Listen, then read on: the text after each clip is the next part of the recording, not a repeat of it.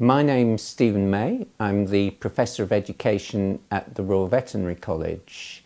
My background is that I've worked as a clinician, initially in general practice, some small animal and equine, and latterly as a specialist equine clinician.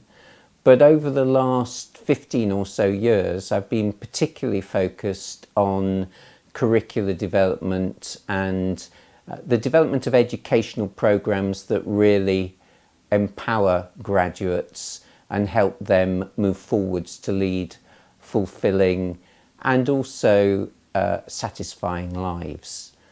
And to me, that's one of the most important things that we can do as professionals and educators, securing the future of the veterinary professions and all the scientists that work alongside us in delivering our service to the public and securing the welfare of animals.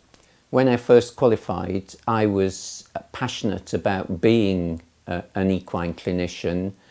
I was determined really when I first came to vet school to enter practice and work alongside those who'd inspired me to become a veterinarian.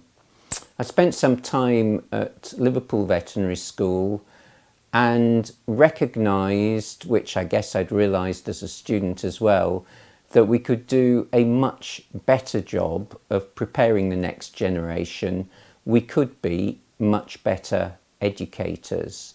And that began a journey for me in terms of how we went about doing that. We had great clinicians, great scientists, great veterinary surgeons, great veterinary nurses, all contributing to the development of graduates of the future. And yet, I still felt we could do better.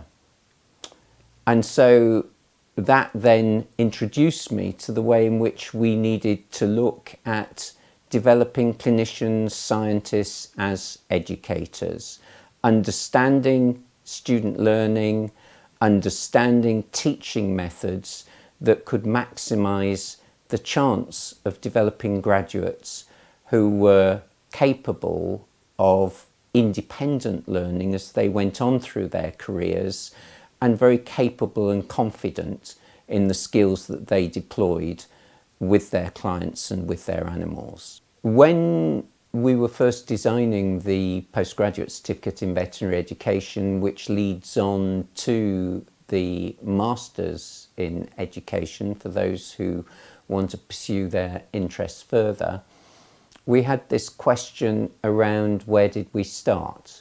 Did we start with curriculum?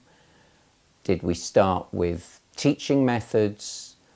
Or did we start with student learning? And increasingly it became clear to us that we had to start with student learning, that understanding that for educators was fundamental to us really being able to understand how we could facilitate that learning and how we could build courses and curricula that best supported that learning.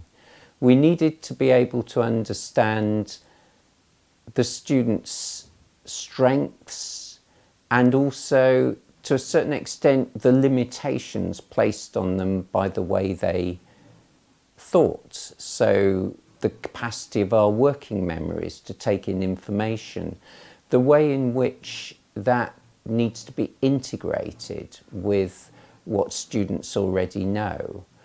And the distinction really between being able to memorise a collection of facts and really understanding the concepts behind that information and being able to apply it in our day-to-day work. And so that was our starting point, and that's what leads into then our discussion of teaching methods, our consideration of assessment methods, and ultimately the big picture of the curriculum which puts it all together.